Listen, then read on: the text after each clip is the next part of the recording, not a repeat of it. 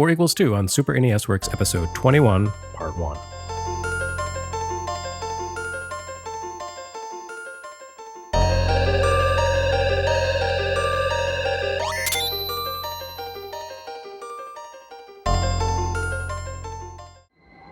Despite all Nintendo's hype about Super NES bringing true next-generation power to the console race, the software we've seen so far over the system's first few months in the US has been awfully tame.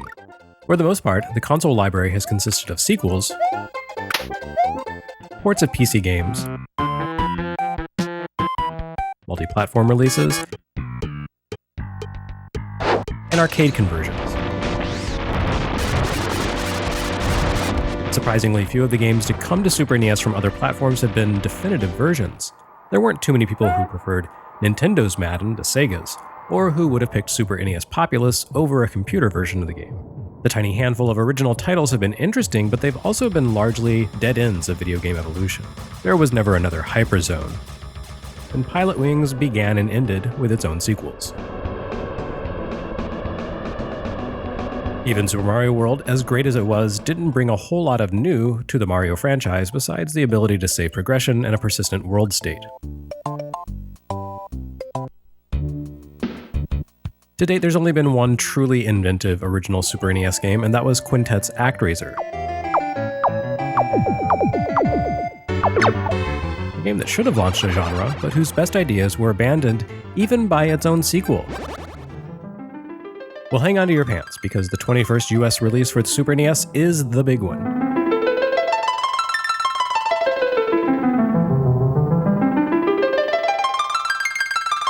Final Fantasy II, the first 16-bit entry in Squaresoft's Final Fantasy franchise, isn't just a breakout title for the series, it more or less defined the modern console RPG. This is a work of monumental creativity and staggering importance, and while this particular version of the game is a bit hard to go back to these days, the ideas that fuel this tiny epic are still essential parts of the genre. As the name suggests, Final Fantasy II is the second entry in the Final Fantasy series to reach America. Of course, this was actually the fourth Final Fantasy in Japan, and all US re-releases of the game this century, which is a lot actually, have properly published the game under its correct moniker, except annoyingly, Nintendo's Virtual Console reissue. The actual Final Fantasy II, and 3 for that matter, wouldn't reach the US for another decade. They fell victim to the generational leap between 8 and 16-bit eras, and to the protracted localization time that big RPGs tended to suffer during the NES days. The original Final Fantasy debuted in Japan at the end of 1987, but it took more than 2.5 years for it to reach America. The game proved to be a modest success thanks in large part to Nintendo's extremely vigorous promotion. Nintendo had published the original Final Fantasy in America, but Squaresoft decided to bring the series over to the States on its own after that, again, to compare it to Dragon Warrior, similar to what Enix had done with that rival franchise. The company drafted a comprehensive branding scheme for Final Fantasy in the US, complete with a funky logo treatment. The company's intention was to build on the name of Final Fantasy and Game Boy's rebranded Makai Toshi Saga, which had shipped in the US in autumn 1990 as Final Fantasy Legend. They'd bring over Final Fantasy II and III for NES, and Saga 2 as Final Fantasy Legend 2, all using the same logo branding and stodgy airbrushed artwork of adventurer gear and accoutrement. That was the plan they had in 1990 anyway. When it came time to actually publish a Final Fantasy console sequel in the US a year later, Squaresoft stepped back, took stock of the American market, and realized that releasing a dated 8-bit RPG was a sure road to failure. Sure, Dragon Quest continued to show up on NES all the way through 1992's release of Dragon Warrior 4, but that series had a 1-year head start on the US market, and that series' first 16-bit entry wouldn't appear in Japan until 1992 anyway. Meanwhile, Square had already pushed ahead into the 16-bit space and launched its very first entry in the Final Fantasy series, Final Fantasy IV, on Super Famicom in July 1991.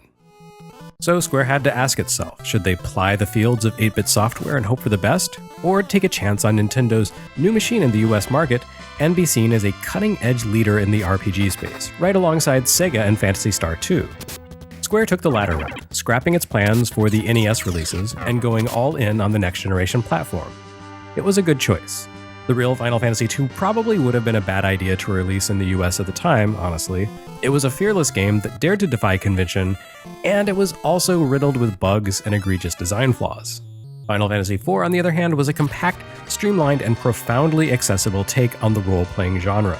It made use of the Super NES's new tech not only to raise the genre standards for visuals and audio, but also to push forward design mechanics and concepts for RPGs. While the game we got in America as Final Fantasy II didn't sell anywhere near the numbers of games like The Legend of Zelda: A Link to the Past, it did well enough, but more importantly, it planted a flag. It helped establish Final Fantasy as the premier console RPG name in the US, and Squaresoft as a creative force to be reckoned with. Obviously, Final Fantasy wouldn't truly explode in popularity for another 6 years, with 1997's Final Fantasy VII, which incidentally unified the franchise's numeration around the world. But the company's choice to localize Final Fantasy IV so quickly after its Japanese release paved the way for that breakout. Affection for the company's Super NES era runs as an undercurrent among a certain demographic of gamers. It's a solid base of loyalty that can weather any storm. And there certainly haven't been a shortage of storms for the company over its past decade. In the 8-bit era, nearly every RPG to come out of Japan patterned itself after Dragon Quest, unless it was a straight-up wizardry clone.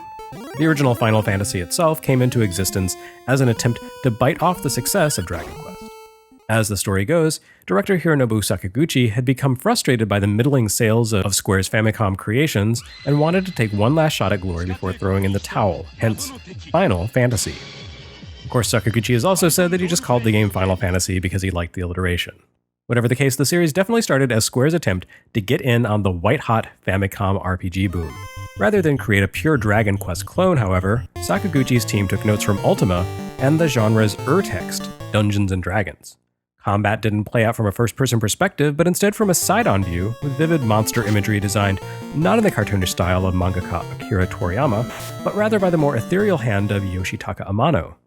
Amano had made it big with character designs for the anime Gatchaman, and brought a dreamlike quality to Final Fantasy's packaging and in-game artwork, making the game at once beautifully rendered and visually distinct. The first 3 Final Fantasy games all worked more or less along the same lines. Granted, Final Fantasy II was a bit of a weirdo that doesn't quite follow these rules, that NES middle child syndrome at work again, but in short, Final Fantasy 1 through 3 all played out as turn-based RPGs.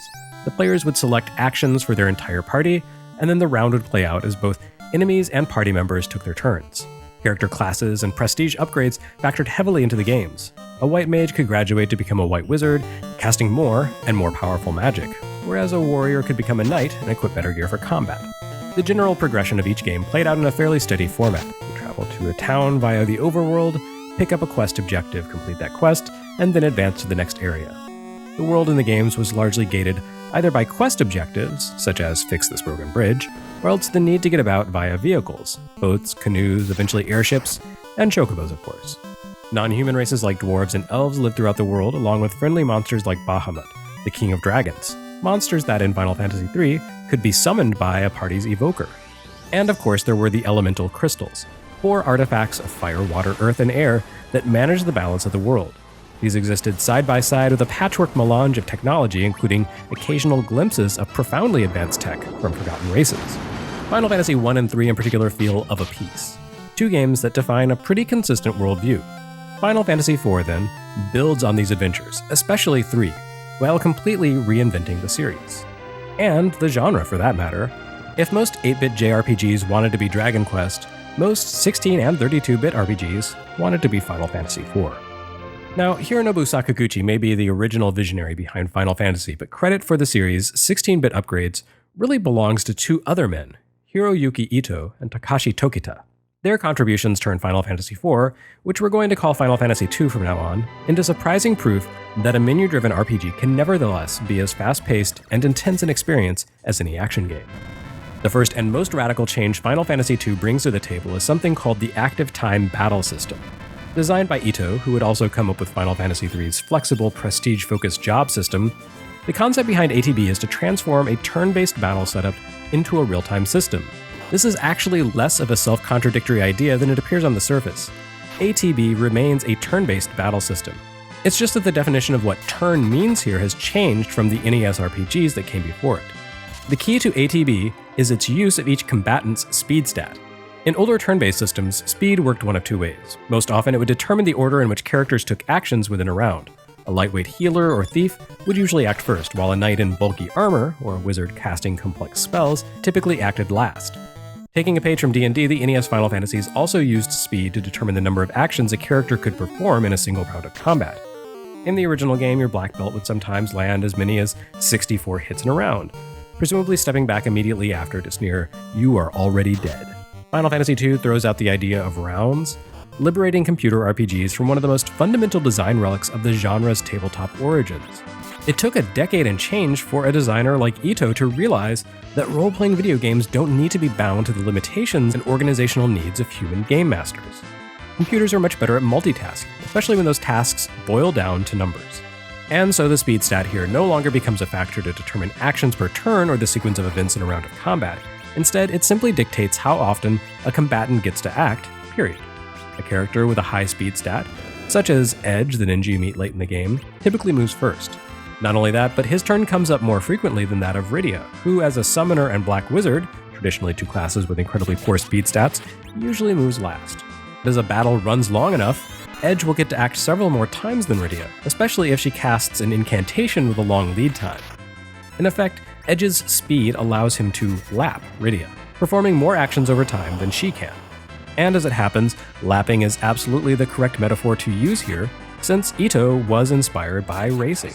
Ito, it turns out, is a huge geek for American sports like football, and Final Fantasy II, this grand, epic fantasy role-playing adventure from Japan, was inspired by Formula One racing, that most European of sports. Ito's vision for the ATB system was to treat each combatant as a racer on a track, each moving at different speeds. This would become a little more obvious in later sequels and even remakes of this game, where character battle stat displays include individual ATB meters that rise independently as time goes by. But arguably, the ATB system is at its most interesting here in its original incarnation. Unlike in later games, ATB doesn't simply determine the character's turn order. When their invisible ATB meter tops out, the player gets to input a command for that character next, and then that action has its own hidden ATB mechanism. Physical attacks require almost no charge time to activate, whereas magic spells take a little longer, or a lot longer, depending on their power level. Rosa's Cure 4 requires far more time to activate than Cure 1 does, and this introduces a new layer of complexity and strategy for role-playing combat. Suddenly, time becomes a consideration in this turn-based system, and you constantly find yourself seeking the most efficient and effective tactics. Should you have Rosa cast Cure 4 on your ailing party and risk someone dying before it fires off, thus rendering it moot? Or should you sacrifice your attacker's turn to toss healing potions instead? The former action is more efficient in terms of the use of your battle resources, whereas the latter approach creates a more protracted battle, but it introduces a lot less risk.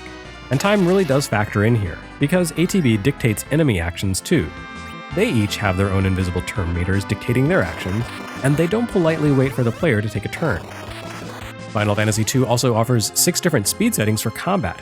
Setting the speed to maximum makes for a colossally challenging game, and there are even a few scenarios, like the annoying demon wall enemy in the sealed cave, that might literally be impossible to beat at those settings. It's difficult to exaggerate just what a literal game changer, genre changer really, ATB truly was. Prior to Final Fantasy II, role-playing games were either traditional turn-based affairs, pure action affairs, or well-meaning disasters. ATB brought the sweaty-palmed intensity of the action version of the genre to the turn-based school, and it did it unbelievably well. What Ito came up with was nearly perfect in this first attempt. Now, it certainly helped that Final Fantasy II greatly limited the player's choices when it came to building a party. It's almost as though the development team had never heard of the entire concept of player agency. The trade-off for the ATB revolution was that the developers controlled the entirety of the quest from beginning to end. Aside from a few small side excursions, one of which required lucking into something like a 1 in 4,000 chance of finding a rare item, this game runs on rails. You can never select your party members, even though they change constantly until settling down for the final few hours of the quest. You can't choose your party members' classes, customize their skills, or multi-class. The few prestige class upgrades you'll find here happen according to the dictates of the story, and that story is profoundly linear. In terms of actual role-playing in the traditional sense, Final Fantasy II couldn't be further away from the likes of, say, Ultima 3 or even Draken. Rather than giving players the freedom to explore, define their characters, and figure out the mysteries of the world, Final Fantasy II tells a brisk, no-nonsense tale. Each segment of the game takes an hour or so to complete, and unless you play at max speed, the dungeons are rarely, if ever, challenging enough to force you to beat a hasty retreat and restock back at town before taking another crack at them. But that's okay, Final Fantasy II does so much that was new for the genre, and brought such brilliant innovations to role-playing, that it's totally fair to see it make these compromises. The ATB system continues to inform Final Fantasy's design, even now. The pure interpretation of the system would appear in every sequel through Final Fantasy IX, and in ancillary works like Chrono Trigger too. Final Fantasy X would bring the series back to a more turn-based approach, but that was one incorporating the ATB philosophy of using the speed stat to determine individual turn order. Even Final Fantasy XIII used a descendant of ATB designed around the idea of using generalized party commands instead of focusing on individual actions. In short, active time battle is an idea with staying power. On top of that, Final Fantasy II pushed inventive mechanics and impressive technical upgrades. It crammed its cartridge as full as the developers could manage, to the point that several towns contain oddball inhabitants just to get a little more mileage out of embellishments like the pig and dancer sprites. Like ActRaiser, it offers a short but engrossing experience fueled by its creators' obvious enthusiasm for the new hardware. And besides, while its story and progression may feel almost suffocatingly linear, that simply allows for some truly brilliant interplay between gameplay and storytelling. Indeed, the narrative mechanics in Final Fantasy II were almost as revolutionary in gaming as the active time battle system.